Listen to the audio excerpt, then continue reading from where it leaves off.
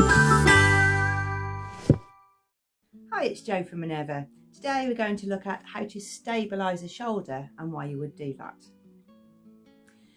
Sometimes a pattern on a stretch fabric asks you to stabilise the shoulder. Not all patterns. If it's a short sleeve t-shirt, probably not.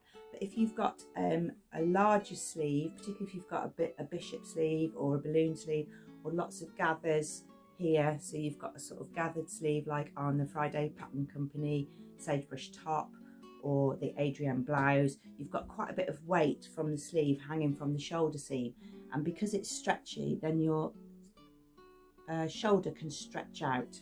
So I'm going to show you how to stabilise the shoulders.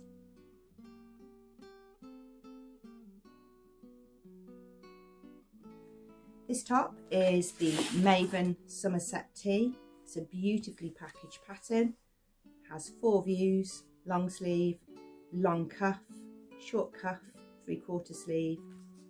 It's got lovely body shaping, and the best bit about this pattern is the instruction booklet, as it gives lots of detailed instructions step by step, but at the beginning it gives you some really useful tutorials for working with stretch, so you can find out how to shear stretch fabrics, how to finish the neckline, and how to finish the edges of your seams. A really superb pattern that gives you lots of information. Sometimes you're asked to stabilise a shoulder seam, and that's to stop a heavy sleeve, stretching out your neck hole, especially because this top is the Somerset top and it's got a boat neck, so we don't want that stretched any further or any wider.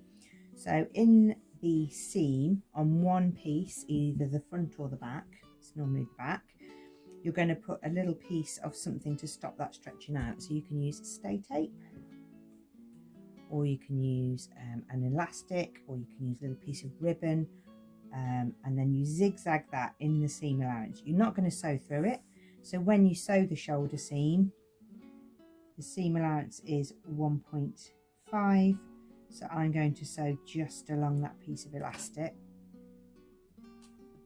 It doesn't go into my little neck facing, it just goes up to the seam, and now I'm going to put one in the other side as well, and I'll show you what happens when you attach the front and back shoulders together.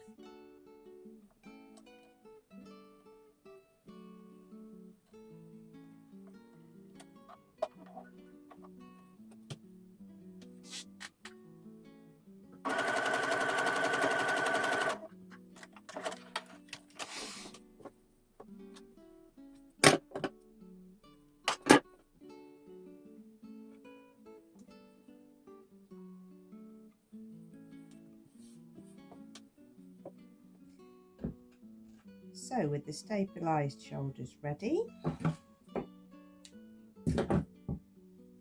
now put front and back together.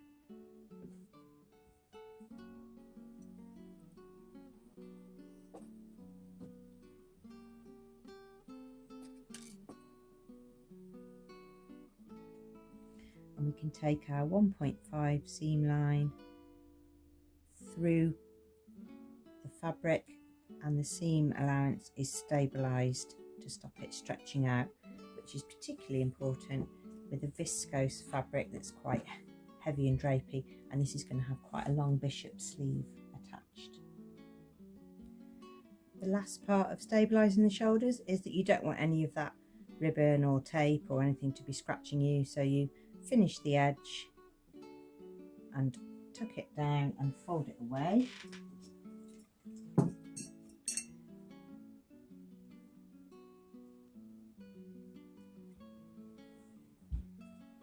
And then from the right side you can top stitch across, and then that will enclose that shoulder, but it makes it really, really stable. And that is how you stabilise the shoulders on a top.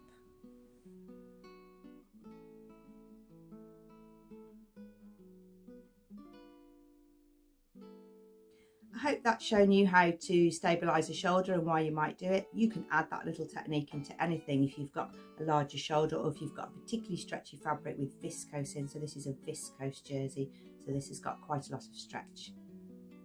Do come back for more sewing techniques soon. Bye.